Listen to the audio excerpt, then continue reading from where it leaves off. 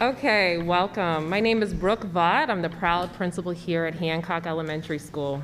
Educators across Pennsylvania have had a different energy for the start of the school year. There is a joy that comes in September. For me, I was excited, but also a little bit concerned. As we navigate through one of the most complex school openings due to COVID-19, my colleagues, our staff, and I have worked to prepare a safe school opening. Most recently, our community was hit again by the flooding. While there have been challenges, there is always the silver lining, and that is our students are resilient. Our teachers and staff feel safer with the mask mandate for all, and we thank you for your leadership. May you continue to have a strong team alongside you to make these critical decisions for our children. Thank you for making their health a priority so that we can prioritize their mental health and their education through this pandemic. Without further ado, it is my pleasure to welcome everyone here today, but Governor Wolf.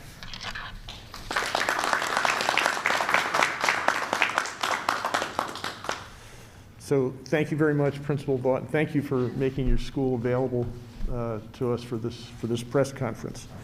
And I know Becky Pringle of the NEA is on her way. She should be here soon. She's president of the National Education Association, and she's also, by the way, a Pennsylvania native.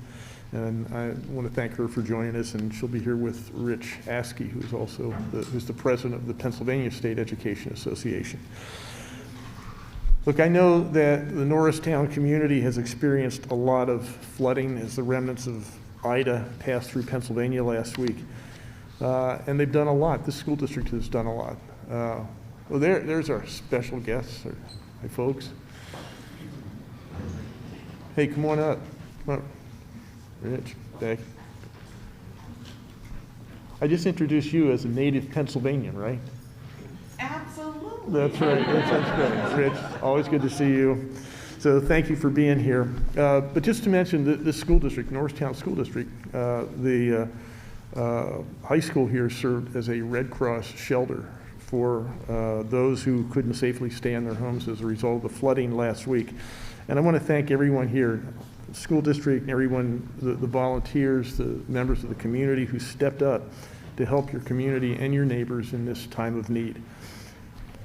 And that's basically what school districts and schools have done throughout this pandemic. School districts, teachers, and staff have stepped up over and over again throughout this past year and a half. Schools in Pennsylvania and across the country have experienced a lot of disruptions as a result of the COVID pandemic. And I'm really proud of how hard teachers, school staff, students have worked to keep learning going throughout this. I know that everybody here is excited about getting back in the classroom after a year of remote learning, of hybrid schedules, and all kinds of pandemic challenges. Back to school is normally an exciting time as many of our teachers and students return to the classroom, but this year especially, after that 15-month, that year and a half hiatus. Getting students back into the classroom safely is something to celebrate. And I want to thank, again, Superintendent Chris Dormer, the National Education Association, the Pennsylvania State Education Association for everything they have done to support a safe school year. The goal this year is not just to start the year, with kids in the school. It's to keep the kids in the school throughout this year. We know that learning in a classroom is important because many students learn better in a classroom, and we learned that in so many ways last year. But being in school is just as important for the social, emotional, and physical well-being of young students. Our kids want to see their friends again.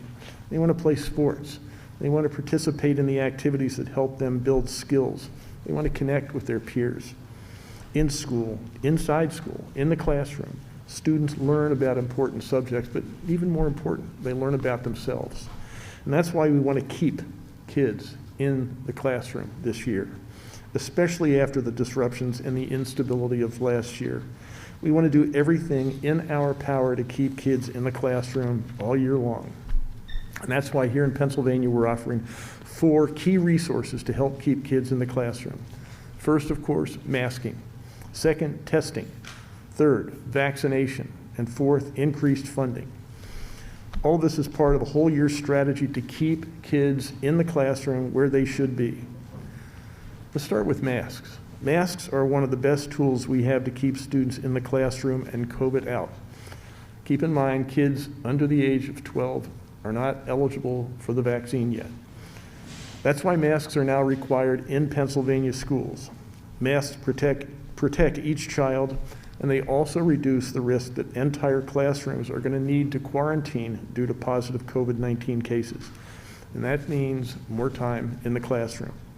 There's much we're doing in addition to that to help keep schools safer so learning can continue in the classrooms this year. For example, we're including helping vaccine providers work with schools to set up convenient vaccine clinics. We're establishing a program to provide free COVID testing for K through 12 schools across the Commonwealth. And let's not forget that the federal government made a major investment in safe schools through the American Rescue Plan. Pennsylvania schools receive more than $4.9 billion in funding from the ARP program this year, which school districts can use in a variety of ways to improve school safety. Beyond the pandemic, my administration is working to support our state's education needs. We made a historic investment in public education in this year's budget on top of earlier increases that I've been proud to make throughout my tenure as governor. Between this year's budget, this year's budget also included a more important initiative called the Level Up Initiative that works to reduce inequity in education funding for Pennsylvania's 100 most underfunded schools. Norristown School District is one of those school districts. Through Level Up, Norristown alone received an additional $1 million in funding, and that was over and above the $1.6 million, I think, that came as a result of the other $200 million increase. Safe learning in schools is possible because of the things that we've done to help protect students, teachers, and the greater community. Now we need the help of the public. By working together, we can keep COVID out of our schools, and we can keep our students in our schools. Thank you. And now I'm proud to turn this over to Senator Amanda. Amanda, where are you, Senator? Amanda, your turn. Come on. Thank you.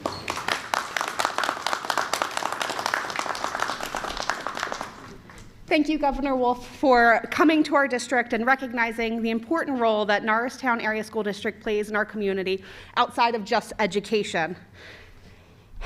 I am Amanda Capoletti, and I represent this district, the 17th district. And as a public health professional, let me say how incredibly proud I am to represent Norristown Area School District, as they have taken every step imaginable to ensure a safe return to in-person schooling for everyone, including passing a masking mandate prior to the statewide order. The science here is clear. The Delta variant is highly transmissible and incredibly dangerous to those who have not been vaccinated, many of whom are children too young to receive this vaccine, many of whom are in this building right now. According to the American Academy of Pediatrics, last week there were more than 251,000 cases of COVID-19 in kids across this country. That's the highest number that we have seen since the pandemic started. We need only look to Texas, who's returned to school without any masking mandate. They've amassed more than 50,000 confirmed cases in students in just a couple of weeks of opening. And more than a dozen of those school districts have had to close temporarily as a result of COVID-19. And now we're watching the Mu variant, which the World Health Organization believes may be vaccine resistant.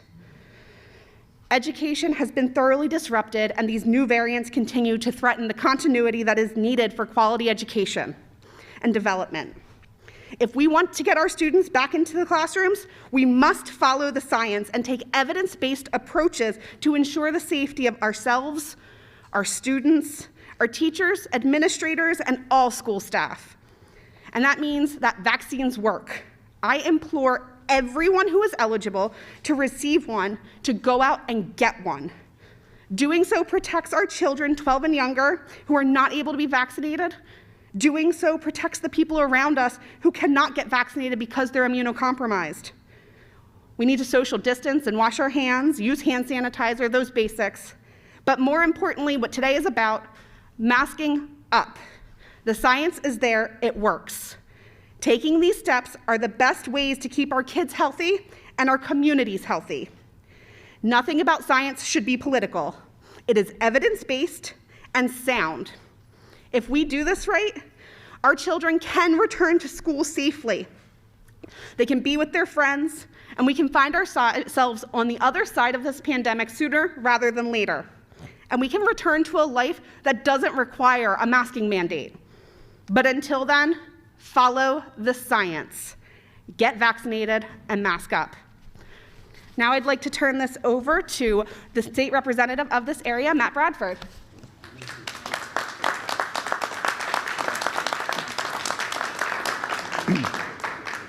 Thank you, Senator Capoletti and Governor Wolf, for coming to the great Norristown School District. We are so privileged to have the governor, and we're also privileged to have many members, including our school board president, Shay Ash, joining us. Norristown School District is a school district which I often joke is one Trooper Road away from where my kids attend public school. 4 kids attend public school, just a stone throw away. But the challenges in districts like Norristown are such that it's great that the governor's here to recognize those challenges and the way that this board and this administration, led by Mr. Dormer, have really come together. Parents, students, teachers first and foremost, working together to make sure that this has been a safe reopening of schools. For the better part of the last year and a half, we've heard so much about the need to get kids back in school. It turns out getting kids in school is easy. It's hard to keep them in school. We need to do the hard work here to continue the message, which is very clear. We need masks in school right now. Listen, this isn't what anyone wants. I know we took those first day of school pictures the other day in our family, 4 little faces all covered with masks. This isn't what any of us want. But unfortunately, this is what public health requires right now. We will get to a day where we don't need to wear a mask. But just like we need people to comply with vaccinations, we need people to understand the importance of masks right now. I want to thank the governor and his administration, his secretary, for leading on this issue, for recognizing that school districts are put in a very difficult spot right now, but they are doing a fine job under unbelievable circumstances. And I want to particularly recognize the Norristown district for doing such an amazing job under such very difficult times as they often do. So go Eagles, and thank you so much for having me today.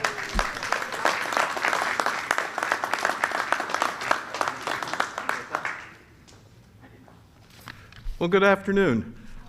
My name is Rich Askey, and I am the president of the Pennsylvania State Education Association. And I'm thrilled to be here at the Hancock Elementary School to see a school building alive with students and teachers together in person. We know that this is the best learning environment for our students to be in. It's also where PSEA members want to be more than anywhere else, in the classroom, 5 days a week, reaching their students. That's why PSEA has been such a strong voice for masking up and other CDC recommended safety measures. And we want to thank Governor Wolf and his administration for their commitment to creating safe spaces for learning in our communities. Being smart about safety is how we ensure that we start this school year in person, continue in person, and finish the year in person. And we're going to need every minute because, frankly, we have a lot of work to do with our kids right now. After 18 months of this pandemic, our students are facing learning delays and mental health needs that cannot simply be ignored. Educators working in partnership with their school leaders are already rolling out new accelerated learning programs and mental health initiatives, all with the help of the unprecedented federal funding from the American Rescue Plan.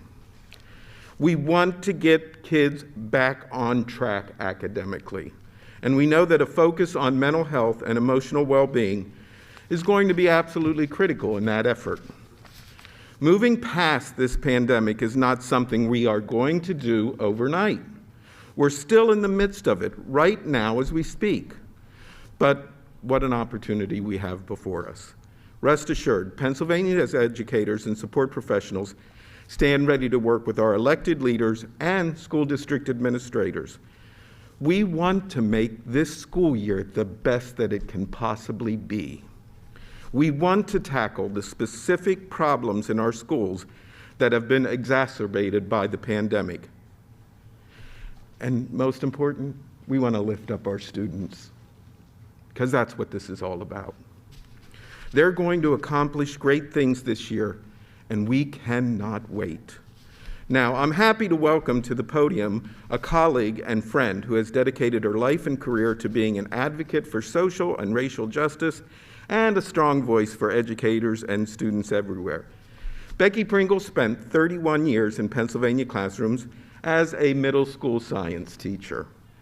At a time when we need scientists more than ever, we can thank Becky for educating just a few of them. Becky was elected president of the National Education Association in 2020, and we are so lucky to have her here today to share some of her thoughts as Pennsylvania kids head back to school. Thank you.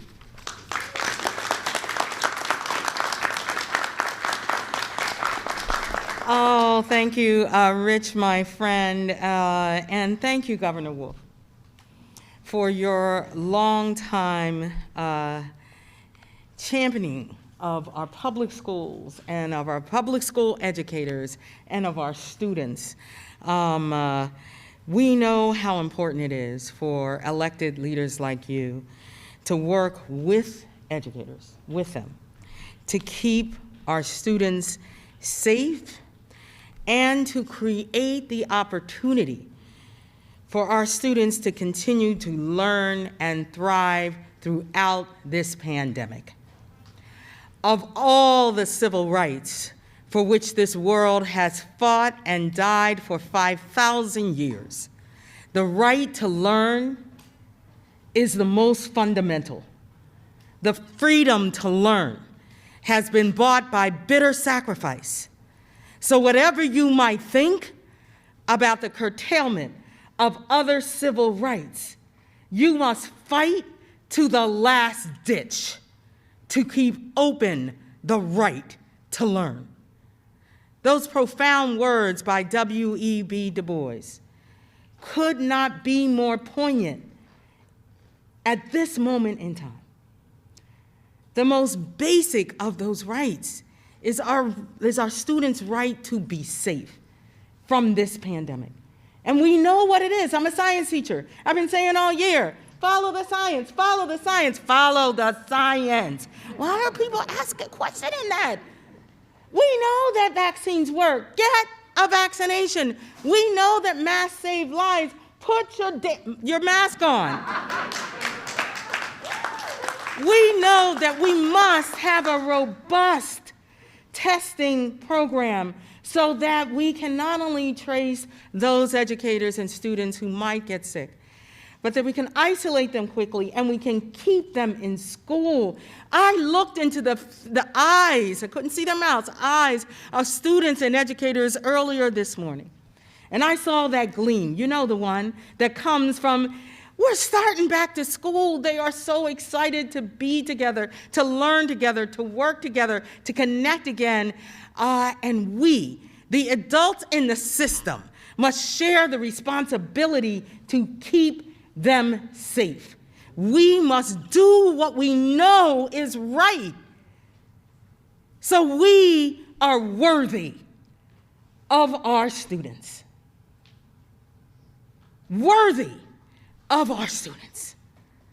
We know what we must do, not only to keep them safe, but to take this moment to finally deal with the systemic inequities that exist throughout all of our social systems that compound on our students and impact their ability to learn.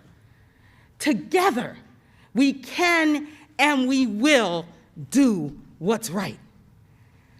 Joy, justice, excellence, today and every day. I must take this moment to thank all of the educators I'm seeing around here and all of these elected leaders who have done an incredibly amazing job throughout this pandemic, leading, teaching, nurturing our students, and doing everything you possibly could. I have never been more proud to be a teacher, never, as when I've seen our educators work throughout this year. So I want to thank the next person coming up for his leadership, it is my honor and my pleasure to introduce one of our leaders, our Norristown Education Association president here in Norristown, Mr. Lee Spears. Lee?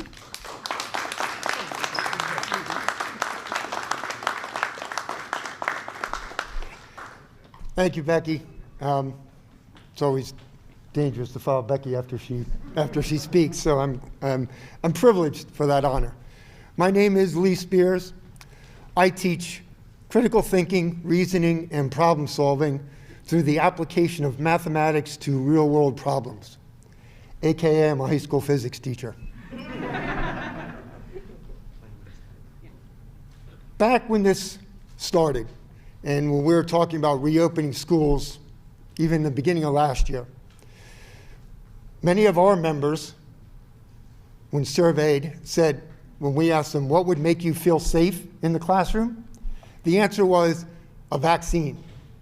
So I want to thank Governor Wolf for fast-tracking educators and able to get that vaccine as the first step to being able to open schools in person, full-time, 5 days a week.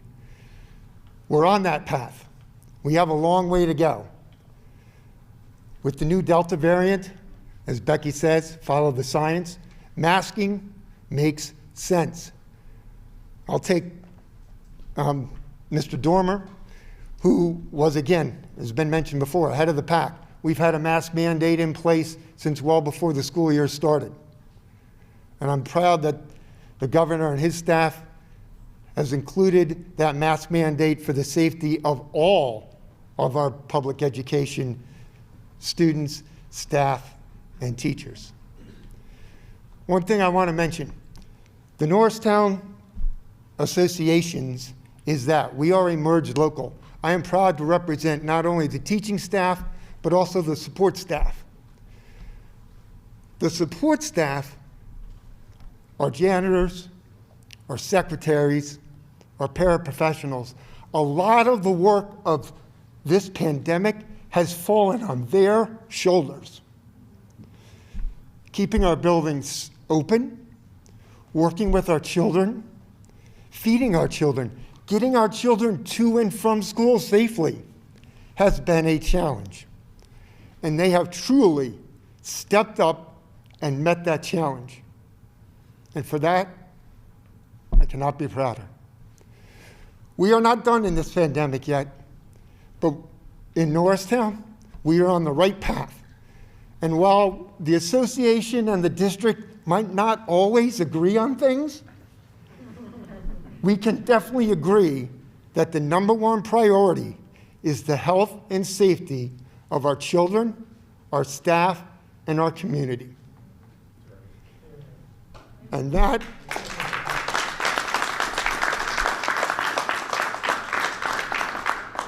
that has been the mission of the Education Associations of the Norristown Area, the Norristown Area School Board, and our Norristown Area Administration. With that, I'd like to introduce the head of that administration, someone that we have worked closely with to make sure our schools have opened and opened safely, our superintendent, Mr. Chris Dormer.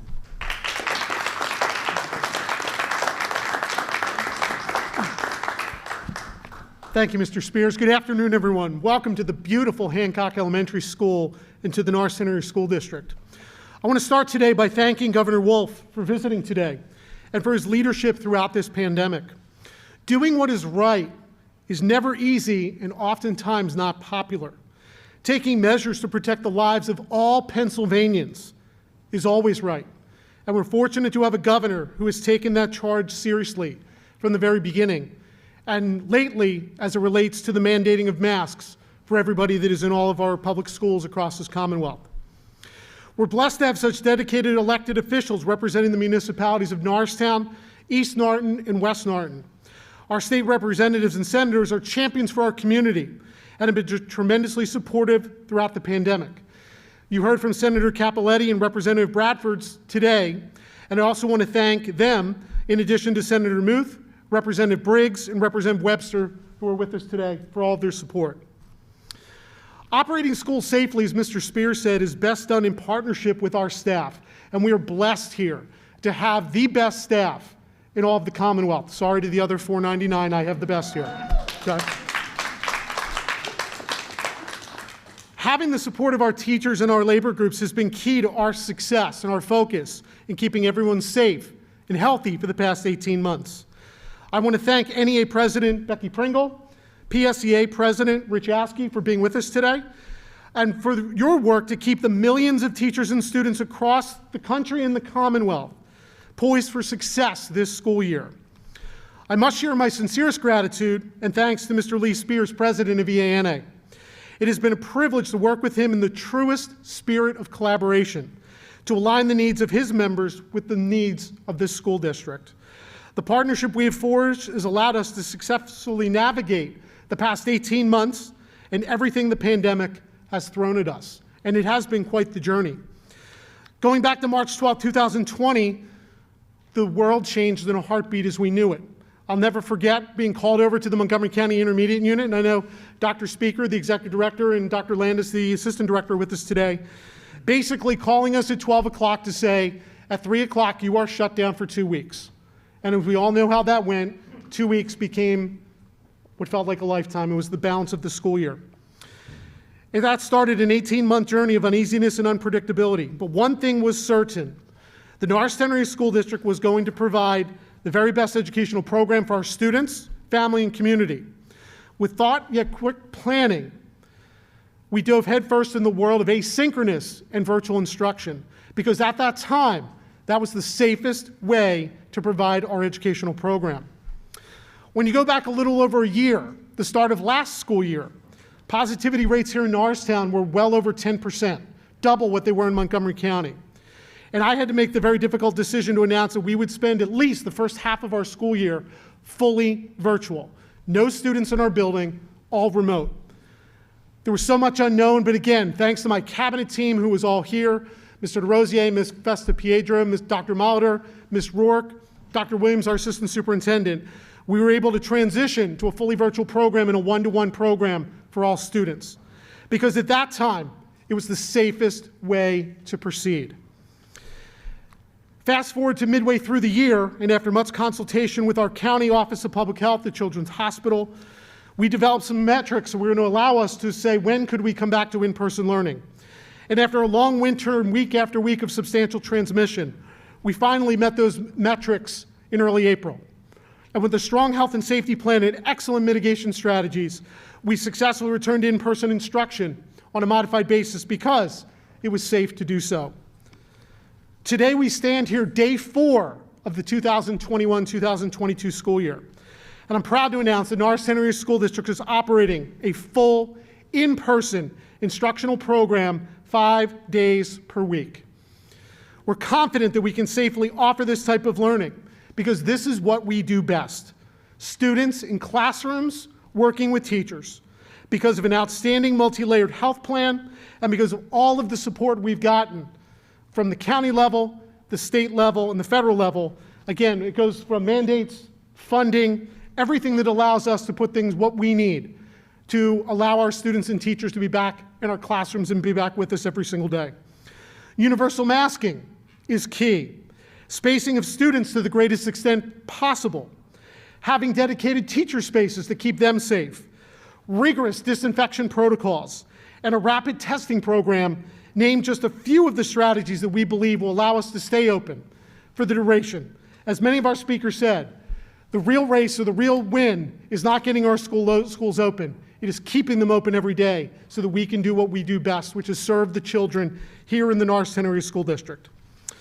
I need to publicly thank and recognize our Board of School Directors, most of whom are with us today, for their courage over the past 18 months and always to do what is right. Throughout this pandemic, we've worked as a team of 10 to serve our nearly 8,000 students in this community. And we proudly stand here today to share that we continue to meet our mission and our vision despite all the challenges we have faced during the COVID world. Challenges will continue, but we stand ready to face them head on. Norristown Area School District remains committed to operating safe schools, offering incredible learning opportunities, and serving our community in a way that will bring bright futures for all students. With that, it is a pleasure and an honor to introduce the Secretary of Education for the Commonwealth of Pennsylvania, Noe Ortega. Thank you, Superintendent Dormer. So here we are, standing here with our faces covered, but for good reason nonetheless, in person, in a school, in a place where our young kids need to be. I want to echo what's been said throughout this press conference today. Thank all the leaders for their courageous leadership, but also take a moment to thank all the students for your resiliency. The resiliency and determination to continue throughout the year and prove to everyone that you can continue to learn. And there's still a lot of work coming into this new school year for us to do as well. Our students and educators are so excited to be back together again for in-person teaching and learning, and we are excited for them as well. We cannot let COVID-19 change that very fact. We must do everything possible to minimize transmission of COVID-19 in our schools so they can remain open for in-person and teaching, learning, and growing this year. Acting Secretary Beam's order went into effect yesterday. When layered with other mitigation strategies like the COVID-19 vaccine and testing, schools can reduce the spread of COVID-19, protect their communities, and keep students and educators where we know it's so important for them to be teaching, learning, and growing together in their classrooms. We know classrooms and schools are places where students learn, but they're also much more than that. They're spaces where students have access to healthy meals, important relationships, and essential services that support their social and emotional well-being and development. We cannot scratch that. We will not let COVID-19 change that. For months, my team and I have joined the Pennsylvania Department of Health, along with state and national organizations, in recommending schools to follow the CDC. We know that following this guidance will help keep children in school, on playing fields, participating in extracurricular activities together, and connected in important resources and supports. This strategy has always been about our school communities and keeping the doors open to our schools for in-person instruction and preventing the shuttering that disrupted the learning this past year. We can and must come together, as everyone said, for our children, to keep them as safe as possible in school, where it's so important for them to be. Thank you, Superintendent Dormer, for your commitment to protecting in-person teaching and learning and growing in the Norristown Area School District. And I'd like to thank the school districts across the Commonwealth as well for everything they have done and will continue to do to ensure the safety of our children and that they learn and grow together in classrooms across the Commonwealth. At this time, it's my pleasure to invite back to the podium Governor Wolf.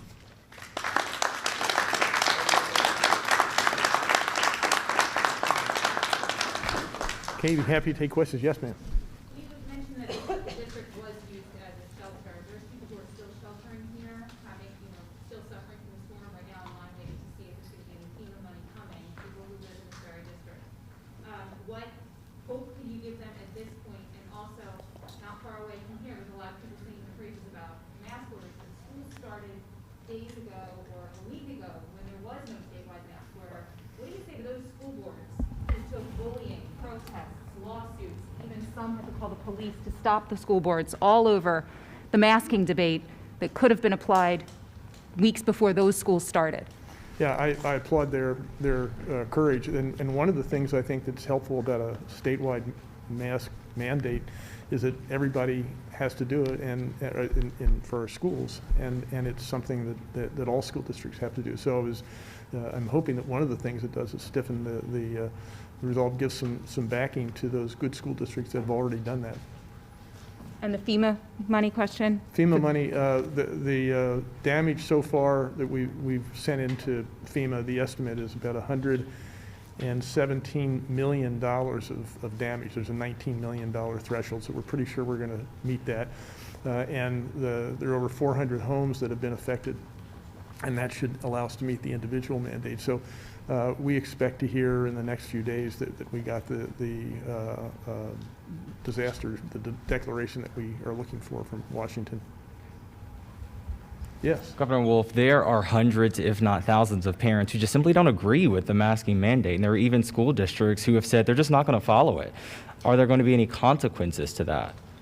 Well, let the superintendent or the Secretary of Education talk about that. But so far, I don't think that there are a whole lot of school districts that have actually signaled that, and I don't think there are a whole lot of parents who don't want to keep their children safe.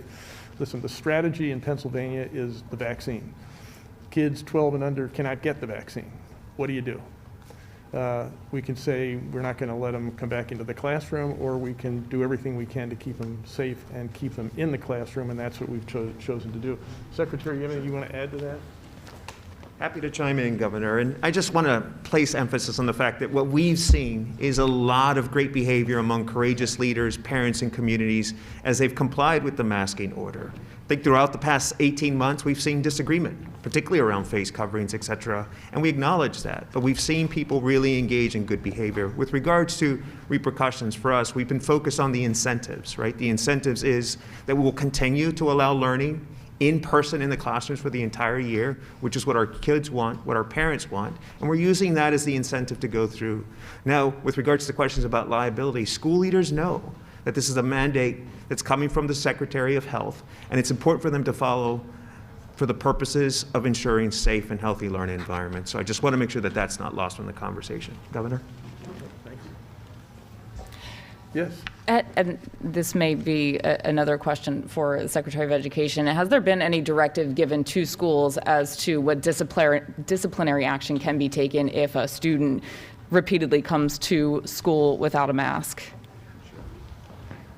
We've followed up since the order went out and even before with guidance to the schools. And what we've encouraged all the schools to do is to follow the same protocols that they would use when they implement other directives for students in the classroom, right? So schools are constantly trying to put in place policies that keep order in schools that also provide for safe learning spaces. And so our guidance to them has been to follow what's been in place for them to do this before. Thank you.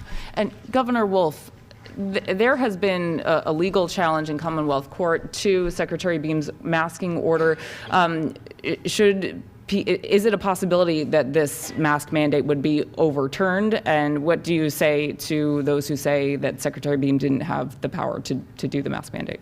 I'm not a lawyer, but if she didn't have the power to do that, then I suspect that the Department of Health doesn't have the power to do all the other things that a Department of Health does to keep people safe, like make sure that kitchens are clean and cafeterias are clean, making sure that we follow healthy practices and doing the things that have to be done to keep people safe. If you can't do this order, I'm not sure how you justify doing anything else. So I don't get it. Thank you. Anything else? Okay, thank you very much, and thank you, everybody.